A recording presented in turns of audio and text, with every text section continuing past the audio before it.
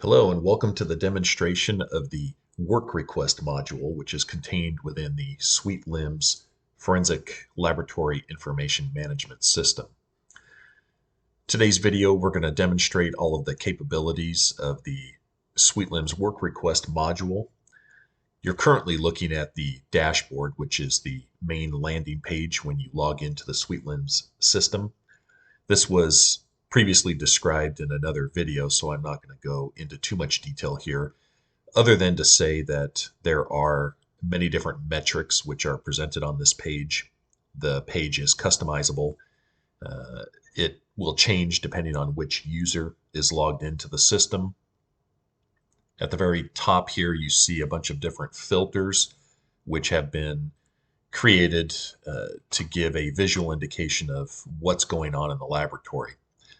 This is customized for the forensic manager.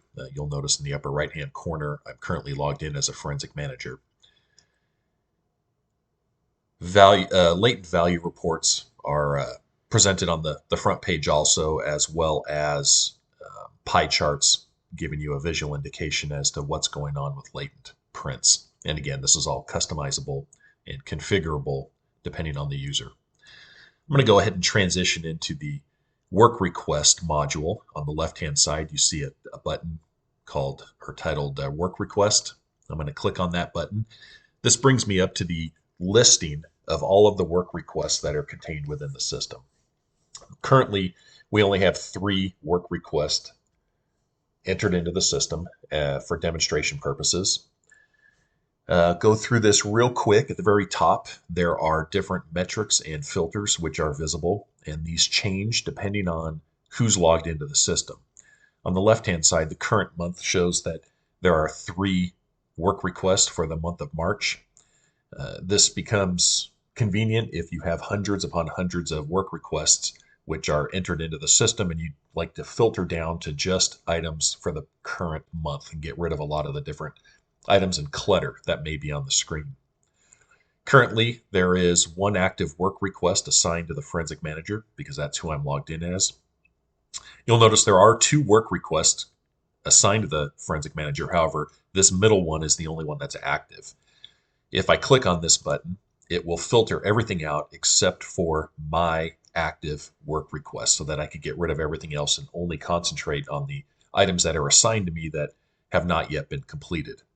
After you've clicked on the filter, if you want to go back to the main listing to show all items that are in the work request module, you can click on the trash can on the left-hand side. This will remove all filters and take you back to the main listing page. There's also a filter for overdue work requests that are currently assigned to the logged-in user. Right now, I have 1 work request that's assigned to me, which happens to be overdue. It's this middle one here.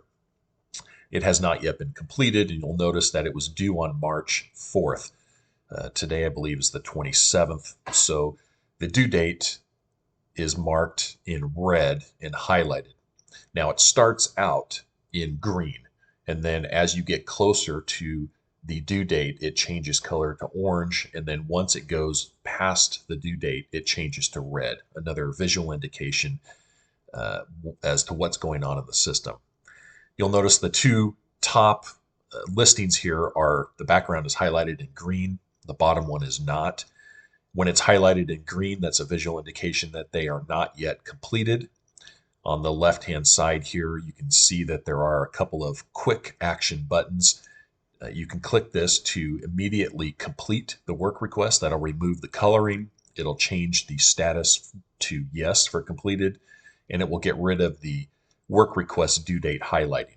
I'll go ahead and click complete work request on that one, and you can see all of the changes that happen immediately. On the far right-hand side at the top here, you'll see that there is 1 unassigned work request. This is convenient for forensic managers who may be responsible for assigning work requests to analysts and examiners. The very top one here, you notice it's not assigned to anybody. If I click on the pencil and paper and I go in to edit this particular work request and I click on the assigned to, and let's assign it to the forensic manager, and I'll save it. You'll notice that unassigned work request goes to 0. There are no longer any outstanding work requests that need to be assigned, and this one's been assigned to the forensic manager. Um, I think that's a quick overview of the listing page. What I'd like to do at this point is transition into creating a work request from outside of the LIMS system. Now, the SuiteLIMS system is only accessible to licensed users, and the area that you're looking at now is not visible to your detectives, to clients, and so forth. However, it does have a feature where you can provide your clients a separate page to look at and access, where they can then submit work for you to do. Once they submit the work, it's going to show up in here. It's also going to send you an email notifying you that a work request has been created. And there is a companion messaging app that goes along with SuiteLIMS. I'm going to turn the volume on my cell phone, so you're going to hear a quick beep. Turn the volume up, and I'm doing that because when I create a work request from outside of the system or even inside the system, I want you to hear the notification tone that pops up on my cell phone. This is automated, so I'm going to go ahead and switch over to this page here, which is something that your detectives and clients would be able to access from outside the system. And they can create a work order or work request for you. So I'm going to create one right now, 753-159. Let's say the detective's name is John Doe. I'm going to go ahead and enter his phone number and his email address. I'm going to say that this work request is due a week from today, and we'll play around with that a little bit and change it to show you how the colors change from within the system. Let's say that it's a homicide and you want some fingerprint processing. Now there's many different choices in here.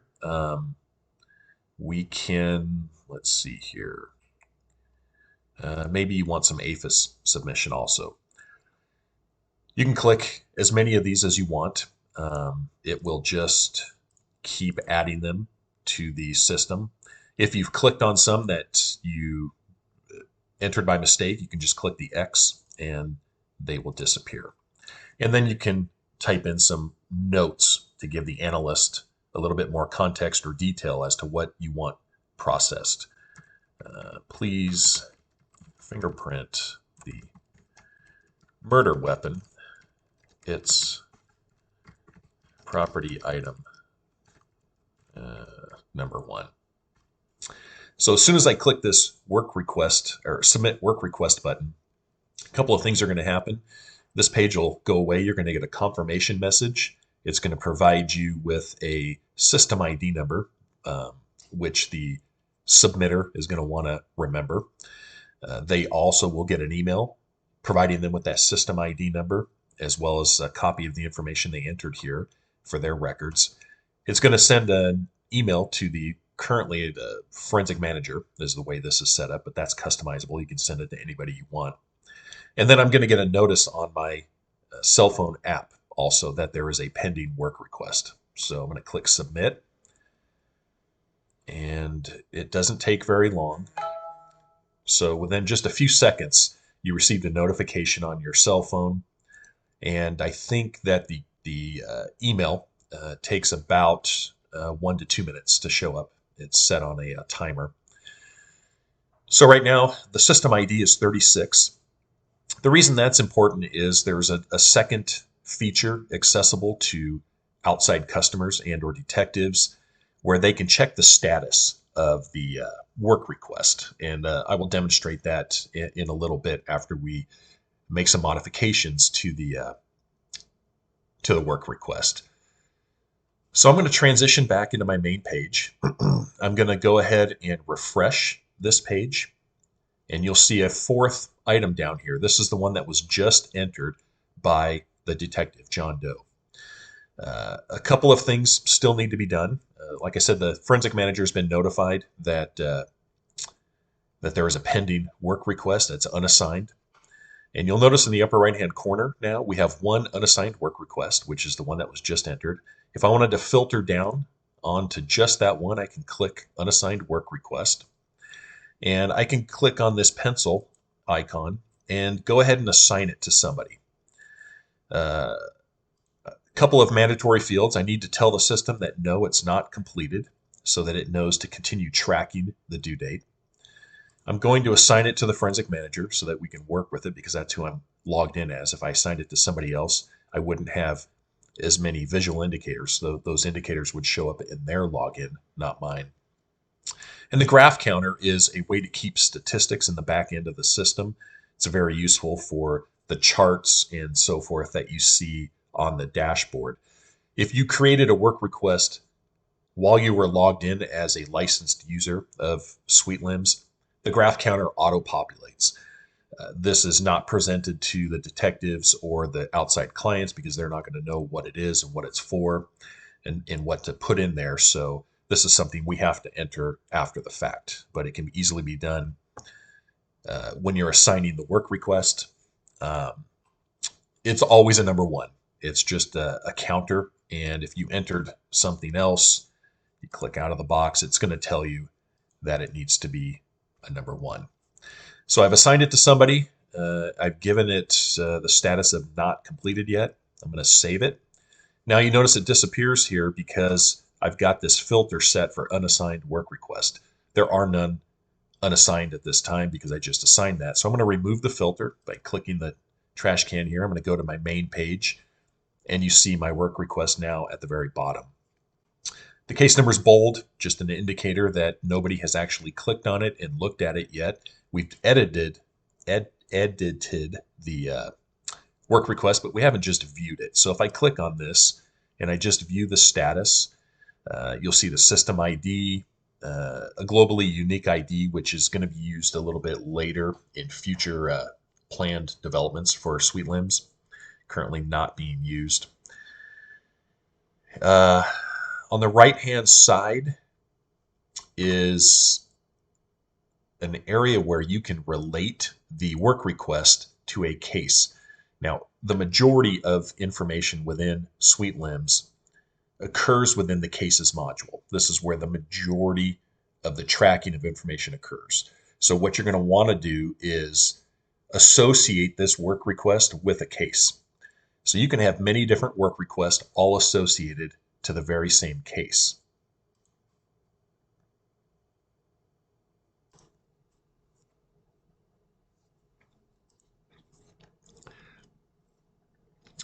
So you can have many different work requests associated to a single case. You might have one that requires fingerprint processing.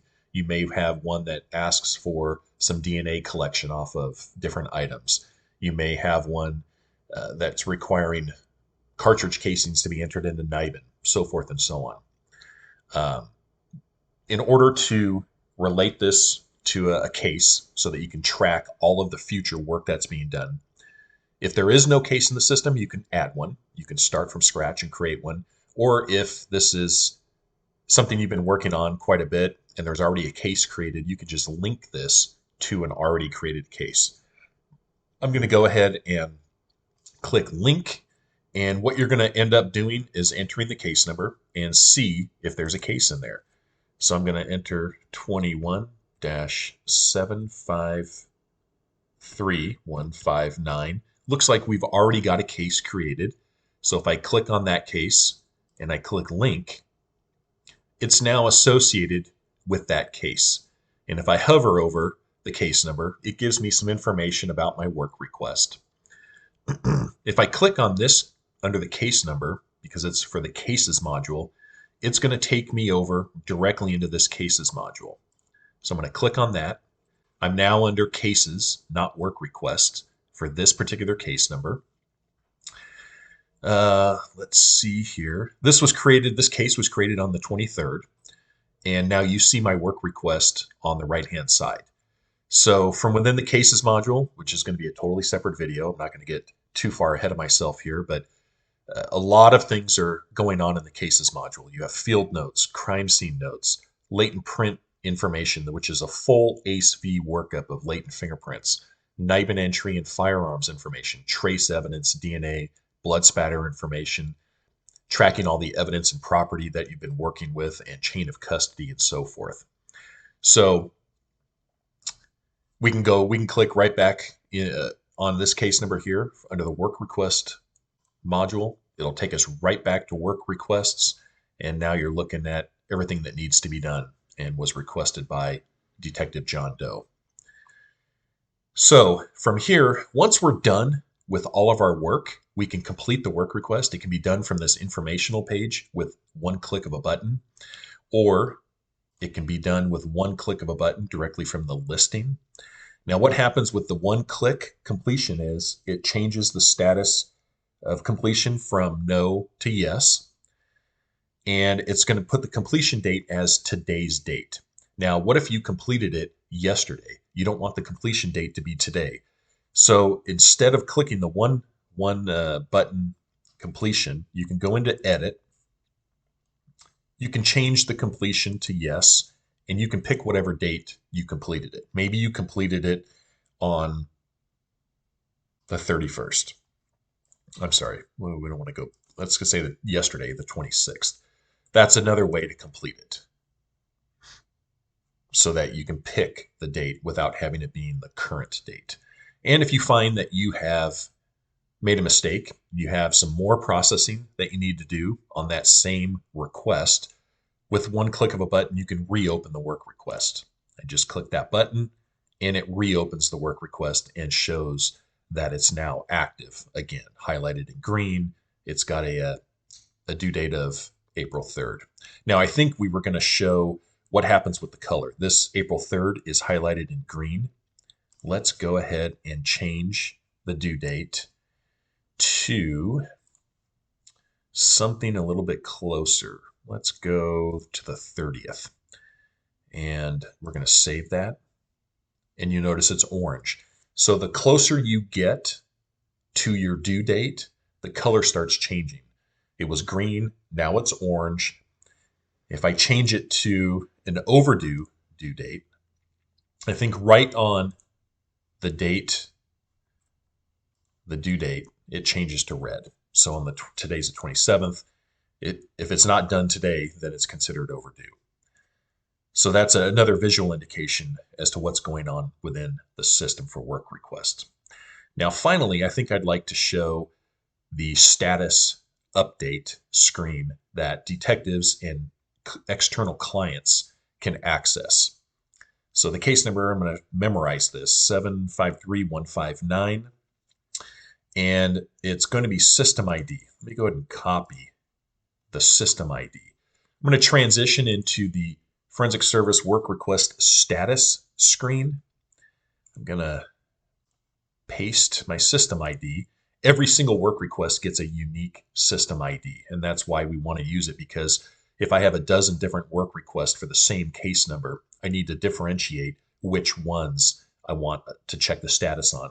Maybe you've got 4 or 5 different detectives all giving you a request for this particular case, but when the detective goes to check it, he doesn't want to see the status from all these other work requests. He wants to know his particular work request or her work request. So we're going to type in the case number, 753159. And here's the status screen. It shows that no, it has not been completed. It's been assigned to the forensic manager. So now this detective knows who to go and reach out to if they have additional questions. Maybe they need to expedite this. The rest of the information is stuff that the detective entered themselves. Now I'm going to hit back. Let's see here. It was 753159. Now, if I don't have these correct, if I put in the wrong system ID, it's just going to give you an error and say the record's not found. So you do need both of those, and that is to ensure that the detective is getting the information that they want, that it's very specific to their request. And again, the system ID and the case number and all that other information was sent to them in an email so that they have a permanent record on their end to refer back to when they're checking the status. I think that is everything that I wanted to show for the work request system. This was not intended to be an instruction video, just an overview to show you what is possible with the work request system. So I want to thank you very much for taking time out of your day to watch this. If you have any questions whatsoever, feel free to reach out to us by email at info@suitelims.com or visit us on the web at www.suitelims.com. All of our contact information is on our website, and we would be more than happy to provide you with a customized demonstration of the system. Thank you very much, and have a great day.